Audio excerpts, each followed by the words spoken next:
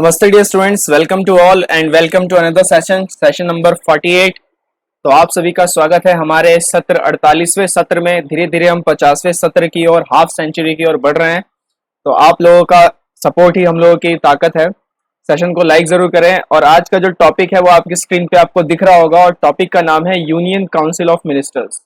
तो आज हम बात करेंगे काउंसिल ऑफ मिनिस्टर्स के बारे में, मंत्री परिषद के बारे में हम बात करेंगे। ये जो है आपका रिलेटेड है Indian constitution, governance and institution से। काफी इंपॉर्टेंट है एग्जाम पॉइंट ऑफ व्यू से। काउंसिल ऑफ मिनिस्टर्स से क्वेश्चन आते रहे हैं, हर साल ऑलमोस्ट एक क्वेश्चन तो आता ही आता है। तो देखते हैं कि क्या इसमें है। आज इसकी सारी चीजों को हम बिल्कुल कवर अप कर लेंगे। Council of ministers. So council of ministers में सबसे पहली बात की they are the real executive head headed by the PM as per British law. तो जो ब्रिटिश लॉ के अकॉर्डिंग अगर हम बात करें, क्योंकि हमने वेस्टमिंस्टर सिस्टम मॉडल अपनाया हुआ है। कौन सा सिस्टम अपनाया हुआ है? वेस्टमिंस्टर। तो आपके लिए आज का पहला सवाल है कि ये जो वेस्टमिंस्टर है ये है क्या? आप में से जो वेस्टमिंस्टर के बारे में जानते हैं कमेंट में लिखिए, व्हाट इज वेस्टमिंस्टर हियर। तो वेस्टमिंस्टर सिस्टम हमने अपनाया हुआ है। तो जो काउंसिल ऑफ मिनिस्टर्स हैं वो रियल एग्जीक्यूटिव होते हैं, और वो हेडेड, उनको हेड कौन करते हैं? प्राइम मिनिस्टर उनको हेड करते हैं। तो head of government is prime minister.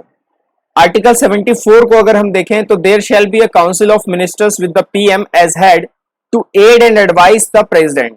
तो बेसिकली ये क्या करते हैं? ये राष्ट्रपति को मदद करते हैं, उन्हें सलाह देते हैं। The advice tendered by ministers to president shall not be inquired into any court. और ये किसी भी कोर्ट ऑफ लॉ में जो है वो चैलेंज नहीं किया जा सकता, जो भी एडवाइस मिनिस्टर्स प्रेसिडेंट को दे रहे हैं। तो बेसिकली हमने पहले प्रेसिडेंट कंप्लीट कर लिया, और हमें पता है कि जो यूएसए के प्रेसिडेंट और इंडिया के प्रेसिडेंट में थोड़ा फर्क है।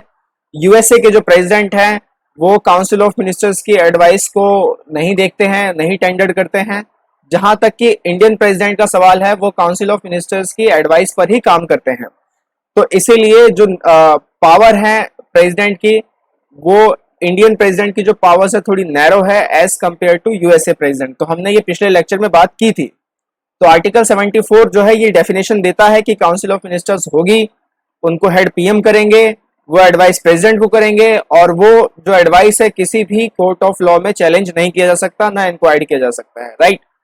बात करते हैं आर्टिकल 75 पे। तो आर्टिकल 75 जो है वो कहता है कि जो पीएम है उनको अपॉइंट कौन करेंगे? प्रेसिडेंट उनको अपॉइंट करेंगे। बाकी मिनिस्टर्स को भी कौन अपॉइंट करेंगे? प्रेसिडेंट ही अपॉइंट करेंगे। किसकी सलाह पर करेंगे? पीएम की सलाह पे करेंगे। राइट। तो इसीलिए जो मिनिस्टर्स और पीएम है they hold office during the pleasure of president. तो यहां पे ध्यान रखिएगा, प्लेजर ऑफ प्रेसिडेंट आ चुका है। तो प्लेजर ऑफ प्रेसिडेंट के दौरान ही जो है मिनिस्टर्स और पीएम जो है अपना ऑफिस एंजॉय करते हैं। President shall administers the oath of office and secrecy to ministers. तो शपथ दिलवाते हैं। राइट। सैलरीज और allowances of ministers shall be determined by the parliament. तो ये इनके भी जितने सैलरीज हैं, अलाउंसेज हैं, ये कौन डिटरमाइन करता है? ये पार्लियामेंट डिटरमाइन करती है। और ये कहां लिखा हुआ है? ये आर्टिकल 75 में लिखा हुआ है। अब बात करते हैं कंपोजिट बॉडी की। Composite body of council of ministers. तो काउंसिल ऑफ मिनिस्टर्स की कंपोजिट बॉडी जो है, इसमें 3 तरीके के मिनिस्टर आते हैं। कौन कौन से हैं? सबसे पहला जो है वो है आपका कैबिनेट मिनिस्टर्स। दूसरे हैं आपके मिनिस्टर ऑफ स्टेट, जिसमें 2 पार्ट होते हैं, that is without independent and with independent charge. तीसरे हैं आपके डेप्यूटी मिनिस्टर्स। तो ये 3 है। क्या है ये 3? समझते हैं। Senior most ministers head of the union ministries attends cabinet meetings and play an important role in deciding policies. तो कैबिनेट मिनिस्टर्स जो होते हैं वो फर्स्ट रैंक के मिनिस्टर्स होते हैं, सीनियर मोस्ट मिनिस्टर्स होते हैं, बहुत सारी इंपॉर्टेंट मिनिस्ट्रीज को हेड करते हैं, कैबिनेट मीटिंग्स अटेंड करते हैं, और पॉलिसीज को डिसाइड करने में एक इंपॉर्टेंट रोल प्ले करते हैं। ये है cabinet ministers. Ministers of state without independent और विद इंडिपेंडेंट की अगर हम बात करें तो ये सेकंड रैंक वाले मिनिस्टर्स होते हैं। इनके पास इंडिपेंडेंट चार्ज ऑफ मिनिस्ट्री या डिपार्टमेंट नहीं होती है, जैसे कैबिनेट मिनिस्टर्स हेड करते हैं वैसे ये नहीं करते हैं। लेकिन प्रधानमंत्री अगर चाहे तो इनको वो चार्ज दे सकते हैं। And they don't attend cabinet meetings but prime ministers can invite them. तो प्राइम मिनिस्टर उनको इनवाइट भी कर सकते हैं कि आइए आप भाग लीजिए कैबिनेट में और बताइए, अपना रोल इसमें प्ले कीजिए। डेप्यूटी मिनिस्टर्स की जहां तक हम बात करें तो ये जूनियर मोस्ट मिनिस्टर्स होते हैं, थर्ड रैंक के। Never have independent charge, they always assist cabinet ministers or ministers of state and they can never be invited to attend the cabinet meetings. तो कैबिनेट मीटिंग्स में कभी भी इनको बुलाया नहीं जा सकता। तो ये है आपके cabinet ministers, ministers of state and deputy ministers, right. आगे चलते हैं। आगे है हमारे पास काउंसिल ऑफ मिनिस्टर्स में council of ministers versus cabinet की हम बात करेंगे। तो बेसिकली कैबिनेट जो होता है ये एक इनफॉर्मल या कह लीजिए एक तरीके से एक्स्ट्रा कॉन्स्टिट्यूशनल बॉडी है। तो कैबिनेट की अगर हम बात करें तो cabinet is an informal and extra constitutional body of senior most ministers who form the inner circle. तो आपको मालूम है ना, एक इनर सर्कल, 3 सर्कल हमने बना रहे, एक कैबिनेट की, एक मिनिस्टर ऑफ स्टेट की और एक डेप्यूटी मिनिस्टर्स की। तो ये इनर सर्कल होता है। इसके बाद रियल पॉलिसी मेकिंग में इनका पूरा योगदान होता है and they are the chief coordinator of central administration. तो ये चीफ कोऑर्डिनेटर भी होते हैं। तो अब हम इनको कंपेयर करेंगे काउंसिल ऑफ मिनिस्टर्स के साथ।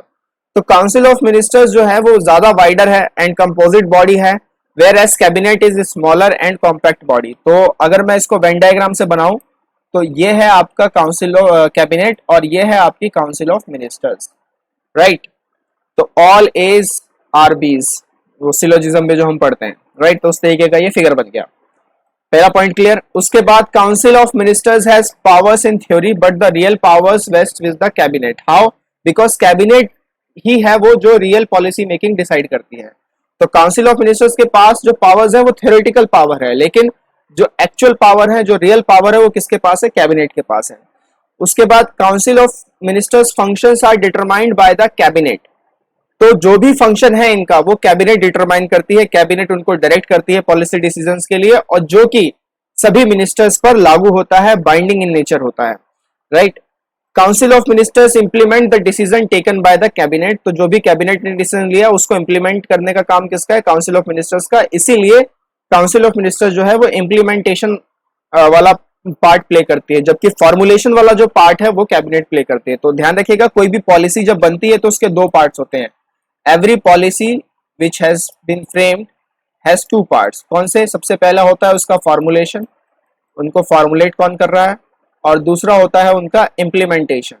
तो यहां पर अगर हम देखें तो जो फॉर्मुलेट है वो कैबिनेट कर रही है और जो इम्प्लीमेंट है वो काउंसिल ऑफ मिनिस्टर्स कर रही है।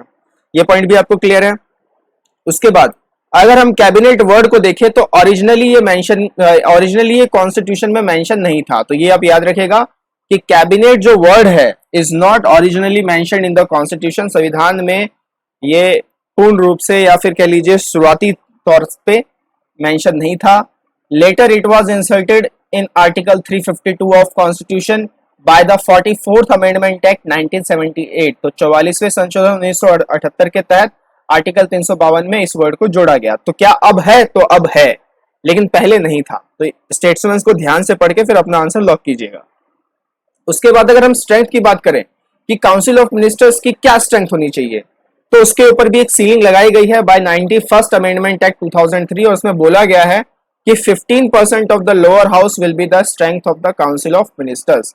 तो 15% से आप ऊपर नहीं जा सकते। 15% जो है लोअर हाउस का, वो आपका क्या होना चाहिए? काउंसिल ऑफ मिनिस्टर्स का स्ट्रेंथ। जैसे कि अगर हमारे पास 545 मेंबर्स हैं तो इसका 15% निकाल लीजिए और ये आपका बन जाएगा, राइट।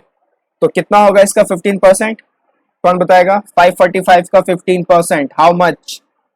दैट इज रफली अराउंड 81 के आसपास ये बैठेगा। तो 81 मेंबर्स जो हैं वो आपके काउंसिल ऑफ मिनिस्टर्स में हो सकते हैं, राइट। आगे चलते हैं। आर्टिकल 75 का क्लॉज 3 कहता है कि काउंसिल ऑफ मिनिस्टर्स जो है वो कलेक्टिव रिस्पॉन्सिबल है किसके तरफ? लोकसभा के तरफ, पार्लियामेंट के तरफ नहीं है, ध्यान रखिएगा।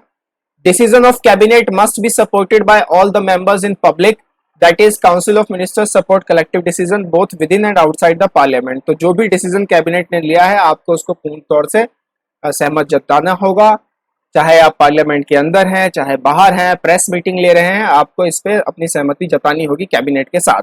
लेकिन अगर फिर भी आप डिसएग्रीमेंट करते हैं तो then you have to resign from the ministership. जैसे अभी रिसेंटली फार्म बिल्स आए थे तो अभी हरसिमरत कौर जी ने रिजाइन कर दिया, उनकी असहमति थी, क्या कैबिनेट ने इस बिल को पास किया तो वो उससे असहमत थी तो उन्होंने रिजाइन कर दिया। तो आप इससे कनेक्ट कर सकते हैं। If PM loses confidence in parliament, तो अगर प्रधानमंत्री संसद में अपना कॉन्फिडेंस मत खो देते हैं देन ही और she has to resign with his cabinet.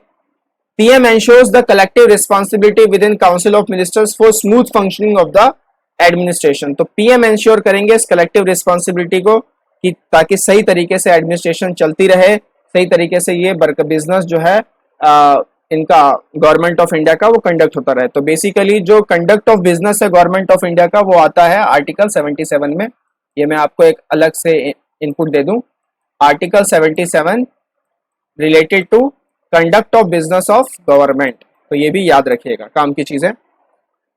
इसके बाद PM will ensure that there will be no dissent in the council of ministers. तो बिकॉज क्योंकि उन्हीं के एडवाइस पे सारे मिनिस्टर्स को अपॉइंट किया जाता है, तो बेसिकली ये भी एक पॉइंट है। आर्टिकल 75 का जो क्लॉज 2 है, अब वो बात करता है कलेक्टिव रिस्पॉन्सिबिलिटी की नहीं, वो बात करता है इंडिविजुअल रिस्पॉन्सिबिलिटी। किसके तरफ? प्रेसिडेंट के तरफ। बिकॉज ये सारे जो मिनिस्टर्स हैं they hold their office during the pleasure of president, means they can be remove president can remove a minister even at a time when council of ministers enjoys confidence in lok sabha। तो pleasure of president का मतलब ही यही होता है कि आपको किसी भी वक्त उस पर्टिकुलर पोस्ट द्वारा, उस डिग्निफाइड पोस्ट द्वारा, प्रेसिडेंट द्वारा आपको हटाया जा सकता है, राइट। तो मिनिस्टर्स के केस में, काउंसिल ऑफ मिनिस्टर्स के केस में, अगर वो लोकसभा के कॉन्फिडेंस को एंजॉय कर रहे हैं और अपने ऑफिस को कंटिन्यू कर रहे हैं, इसके बावजूद भी प्रेसिडेंट उनको हटा सकते हैं, but only on the advice of PM, क्योंकि उन्हीं के एडवाइस पे इनको अपॉइंट भी किया गया था, राइट। क्लियर है आपको? तो ये है काउंसिल ऑफ मिनिस्टर्स। एक बार मैं पूरी स्लाइड फिर से आपको दिखा देता हूं। ये हमने काउंसिल ऑफ मिनिस्टर्स पूरा कर लिया। एक सवाल मैंने आज आपसे पूछा है, वेस्ट मिनिस्टर सिस्टम मॉडल में वेस्ट मिनिस्टर क्या है। इसके बाद हमने मिनिस्टर्स देखे, हमने council of ministers versus cabinet देखा, और फिर हमने कुछ आर्टिकल्स देखे इससे related. Now question of the day for you, Who among the following hold their office during pleasure of president? तो बेसिकली जवाब दीजिए इसका, कमेंट थ्रेड में बताइए आपका सही गया या गलत गया, क्योंकि इस तरीके के क्वेश्चन आपको एग्जाम में जरूर देखने को मिलेंगे। सिंगल बन सकते हैं, मल्टीपल ऐसे ऑप्शन जैसे मैंने बनाए हैं वैसे बन सकते हैं, और भी बहुत तरीके से मैच दो कॉलम करके बन सकते हैं। तो किसी भी एंगल से आपके पास सवाल ये आ सकता है, राइट। तो इनमें से कौन से वो पोस्ट हैं, कौन सी ऑफिसेज हैं जो अपने ऑफिस को होल्ड करते हैं during pleasure of president?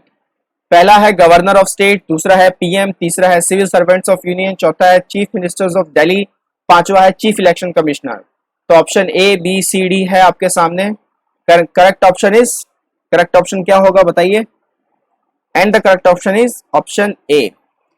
Governor करते ही हैं, पीएम भी करते ही हैं, सिविल सर्वेंट्स ऑफ यूनियन ये भी करते हैं, right. Chief minister of Delhi ये भी करते हैं, चीफ इलेक्शन कमिश्नर नहीं करते, क्योंकि इनका जो रिमूवल है वो very similar to supreme court of जज के कारण होता है, सुप्रीम कोर्ट ऑफ जज जैसा होता है। तो ये जो है प्लेजर ऑफ प्रेसिडेंट एंजॉय नहीं करते चीफ इलेक्शन कमिश्नर। तो 5 आपका नहीं आना था, 5 आपका नहीं आना था, तो ये उड़ गया और आपका ये उड़ गया, और प्राइम मिनिस्टर तो आना ही था, तो ऑब्वियसली ये भी उड़ गया। तो ऑप्शन है आपका A. So A is the correct option for you. I hope आपको अच्छा लगा होगा आज का सेशन को लाइक करना ना भूलें। Some pities wonderful resources are waiting for you. Team के इस रेगुलर मेहनत को, रेगुलर एफर्ट को जरूर आप शेयर करें, लोगों को बताएं, right. Till then take care, नमस्ते, जय हिंद।